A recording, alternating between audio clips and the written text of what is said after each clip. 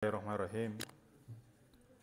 Alhamdulillahirrabbilalamin. Salatu wassalamu ala asrafil anbiya wal mursalin Sayyidina Muhammadin wa ala alihi wa sahbihi ajmain.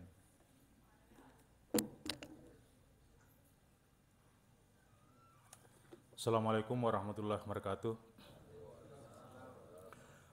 Saya mengajak hadirin hadirat rahimakumullah untuk senantiasa memanjatkan puji syukur kepada Allah Subhanahu wa taala yang telah memberi banyak nikmat kepada kita, nikmat kesehatan, nikmat kesempatan, nikmat iman, sehingga kita baru saja bisa melaksanakan sholat subuh secara berjamaah. Demikian pula salawat dan taslim atas junjungan Nabiullah Muhammad sallallahu alaihi wasallam sebagai uswatun hasanah dan rahmatan lil alamin. Saya ingin berbagi terkait dengan perjalanan hidup manusia. Karena terkait dengan nuzul Quran, nanti insya Allah mungkin banyak dikaji besok. Biasanya juga pada 10 hari terakhir, bahkan 2 minggu terakhir, itu banyak dibicarakan tentang zakat, infak, sedekah. Tapi karena beberapa hari lalu juga sudah dibahas tentang zakat, dan pertimbangan kedua, saya mencoba menyampaikan pikiran ini kaitannya dengan transportasi. Saya kebetulan background saya transportasi, sebetulnya bukan ustadz.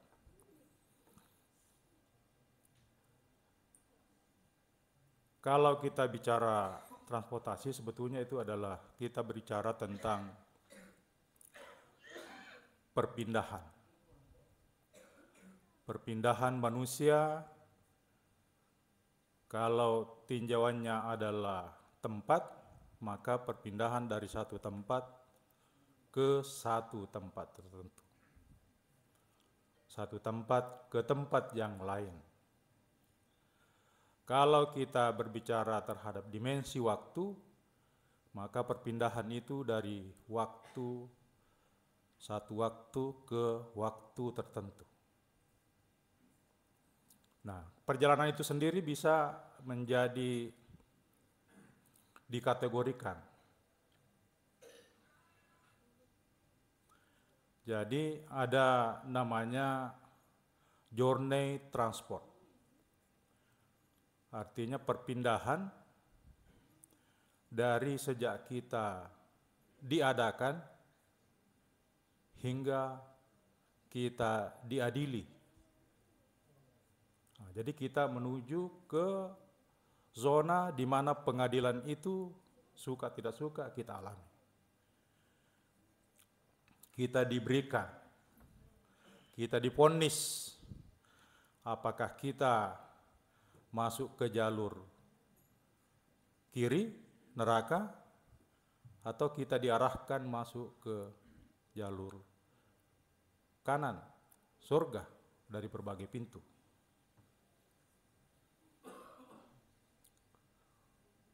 Demikian juga ada kita kenal perjalanan macam-macam ya, perjalanan politik. Sebetulnya hidup ini penuh perjalanan. Perjalanan karir, perjalanan politik, perjalanan macam-macam. Sesuai dengan kebutuhan dan hakikat keberadaan kita. Kalau kita menyimak perjalanan terhadap perkembangan cara berpikir kita, kadang-kadang sebelumnya kita selalu berpikir tekstual. Apa yang tertuang, yang kita baca, itu yang kita artikan setelah kita simak.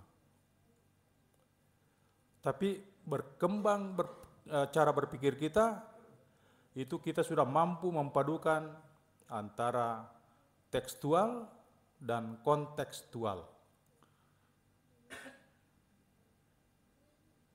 Misalnya saja, perjalanan politik misalnya. Ada istilah yang namanya meritokrasi. Kita merindukan sebuah pemimpin atau seorang pemimpin untuk menjalankan kepemimpinan dan dipilih berdasarkan kinerja, dipilih berdasarkan kemampuan, dipilih berdasarkan penilaian kita terhadap bagaimana keberislaman dia. Itu namanya meritokrasi. Tapi kadang-kadang orang dipilih karena kelas sosialnya, bukan dipilih bahkan karena ada bapaknya, ada pamannya. Itu pengertian perjalanan politik yang kaitannya dengan meritokrasi yang tentu kita rindukan. Saya tadi mengatakan journey transport. Ada juga namanya spot transport. Transportasi yang dijalankan setempat. Nah, kalau dikumpul setempat-setempat itu jadilah journey. Di dalam banyak referensi, kita semua mengenal 5 tahap keberadaan kita. 5 sesi perjalanan hidup kita. Sesi itu disebut alam, ya. Pertama itu alam ruh. Ternyata pada alam ini sebetulnya sungguh Allah menciptakan ruh. Sebelum jasad manusia itu ada. Kita bisa bayangkan berapa banyak ruh yang diciptakan oleh Allah sebelum kita ada.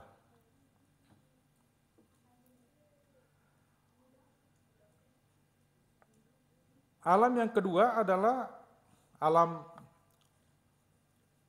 janin. Kita sudah mulai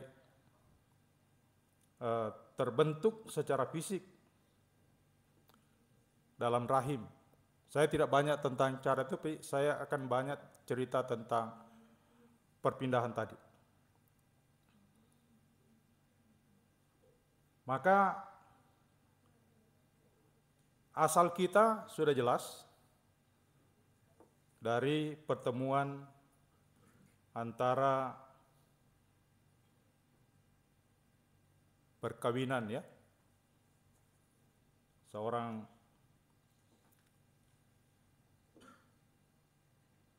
laki-laki dengan perempuan melahirkan satu tetes mani dan ketemu, jadilah itu.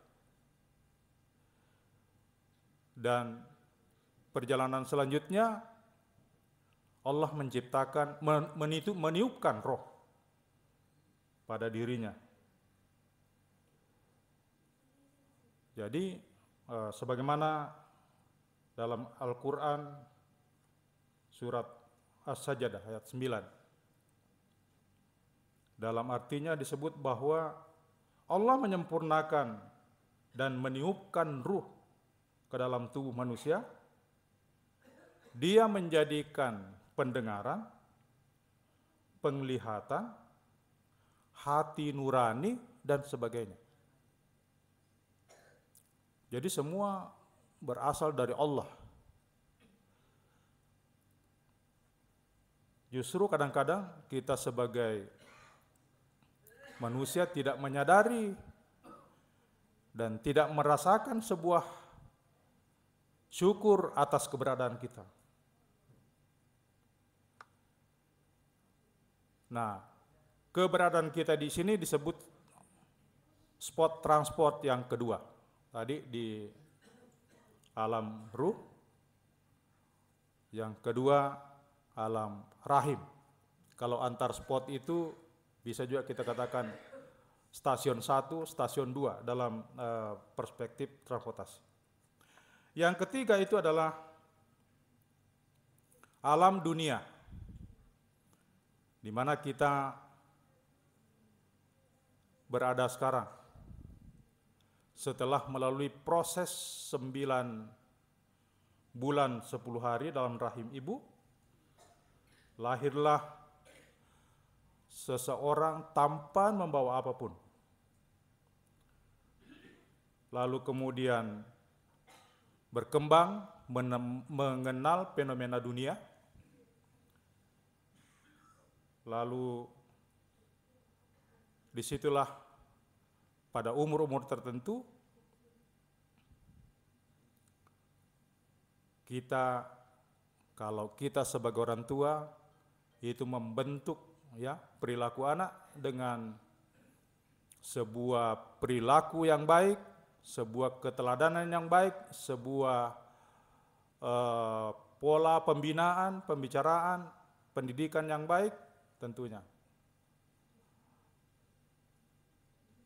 Sesungguhnya pemilihan jalur tadi itu, apakah itu jalur kiri tadi dan jalur kanan, kita bisa istilahkan bahwa kalau kita mau memperoleh kinerja yang baik, tentu kita perlu tanam investasi yang banyak. Biasanya investasi berhubungan erat dengan kinerja. Semakin tinggi investasi, semakin tinggi kinerja dalam hidup seseorang. Makanya kata orang bijak, lahirkan anak, bina anak, bahkan sebelum dia ada.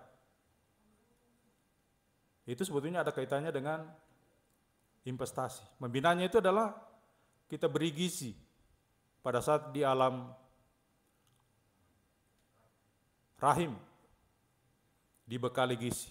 Pada saat dia lahir, dibekali gizi dan dibekali itu tadi contoh-contoh perilaku yang teladan. Itu semua adalah bagian dari investasi seorang ayah terhadap seorang keturunan. Di dalam transportasi, kalau investasinya besar, biasanya jalan tol.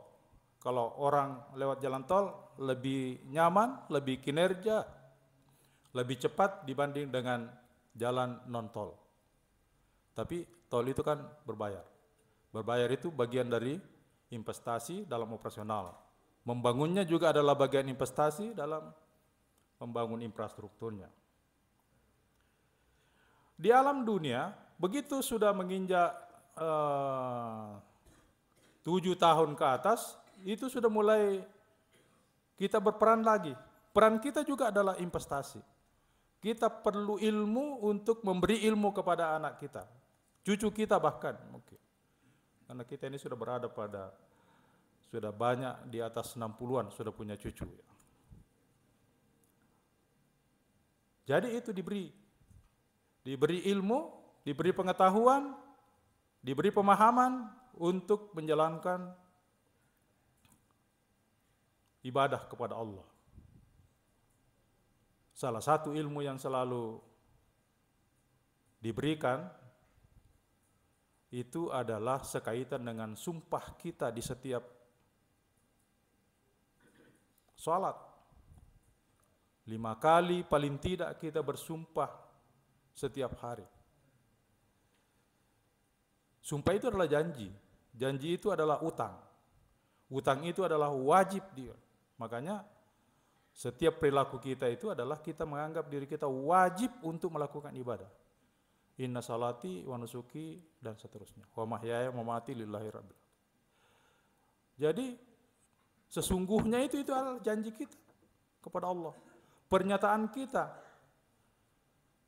hutang kita, kewajiban kita. Nah, kalau ini mampu kita lakukan, maka investasi terhadap perjalanan akhirat kita itu juga tidak sulit untuk kita keluarkan. Nah, dalam bentuk apapun, ya, disitulah terkait juga dengan kewajiban kita membayar zakat, mungkin keikhlasan kita untuk senantiasa berinfak, bersedekah, dan seterusnya. Ada juga namanya perjalanan khusus dalam hidup kita di alam dunia. Apa itu? Kita pergi misalnya memenuhi salah satu rukun, itu naik haji, naik umroh, itu adalah perjalanan spiritual dalam hidup kita. Lalu di dalam perjalanan itu ada lagi perjalanan yang bersifat lebih spot lagi, lebih khusus lagi. Itu tawaf dan sa'i. Di dalam perjalanan tawaf itu kita melakukan perjalanan paling kurang 6 km. 7 kali putaran. Dengan jarak semakin dekat dengan Ka'bah itu kurang lebih 6 km. Kalau kita jauh, bisa berpotensi menjadi 20 km. Itu kita lakukan. Kita lakukan dengan ikhlas. Setelah itu kita sa'i lagi. Sa'i itu kurang lebih 2,9 kilo. Hampir 3 km. Kalau itu tetap ya, karena kita melintasi jalur yang tetap. Nah, inilah yang disebut dengan perjalanan khusus di alam dunia. Dan saya kira setiap langkah perjalanan itu kita senantiasa dicatat dan pada saatnya nanti kita bertanggung jawab kepada Allah Subhanahu wa taala.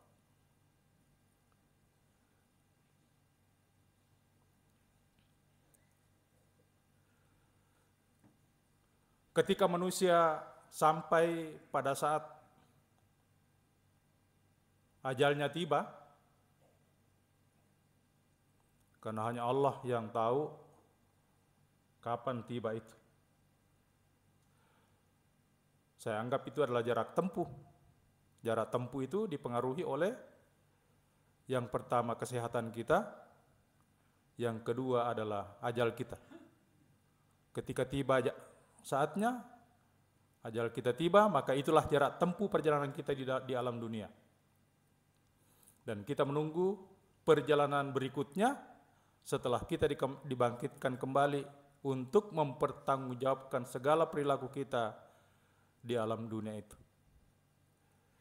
Disinilah kalau kita mendalami, kita senantiasa merasakan ngeri-ngeri ngeri-ngeri sedap. Alam yang lain itu adalah alam yang keempat atau spot keempat, alam kubur. Setelah tiba tadi, ajal tiba, alam kubur ini merupakan alam antara alam dunia dengan alam akhirat. Kita tahu ya, dan pada saatnya kita akan dibangkitkan, dan di alam ini ditegaskan ya, bahwa orang-orang yang sering mendustakan ayat-ayat Allah, berbuat dusta terhadap Allah, sombong, bahkan akan langsung dihukum pada waktu sakaratul maut, sebelum masuk di kubur bahkan.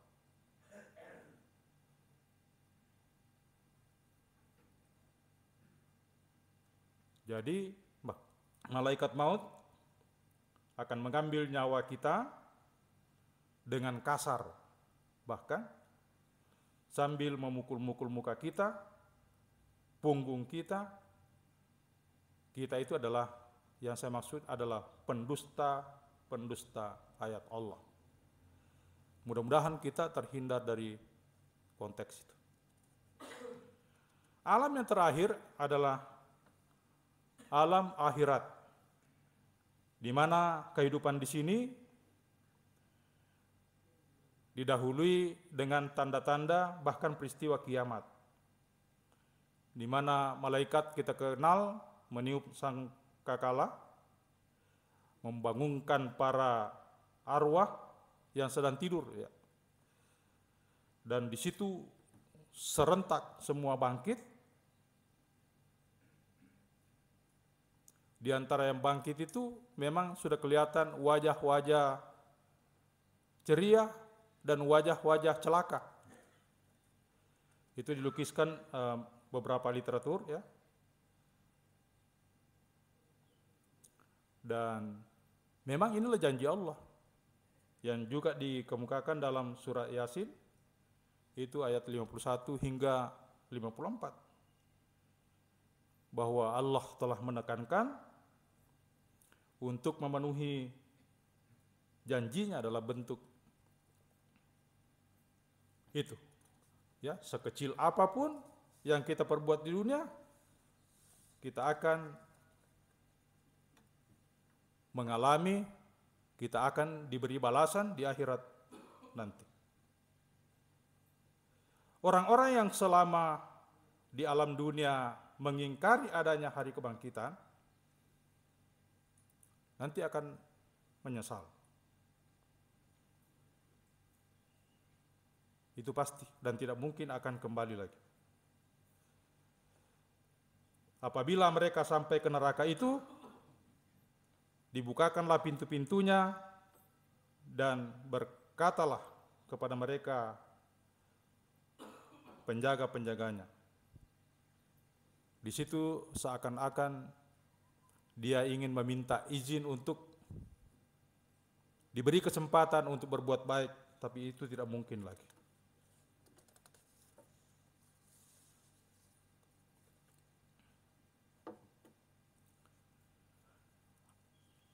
Apa yang perlu disimpulkan di dalam cerita ini sebetulnya,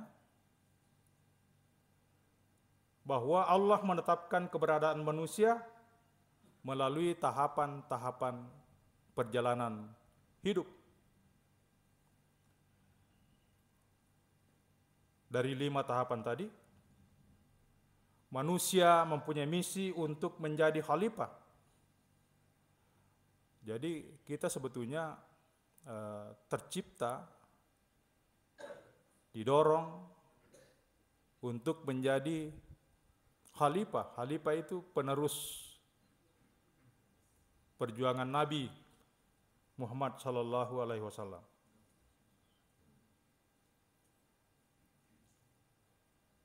Kita diciptakan untuk berbuat kebaikan. Kita diciptakan untuk menjauhi kemungkaran. Dan kita diciptakan untuk mengikuti perintah-perintah Allah dan senantiasa mendakwakan bagaimana manusia-manusia itu menjauhi larangan-larangannya.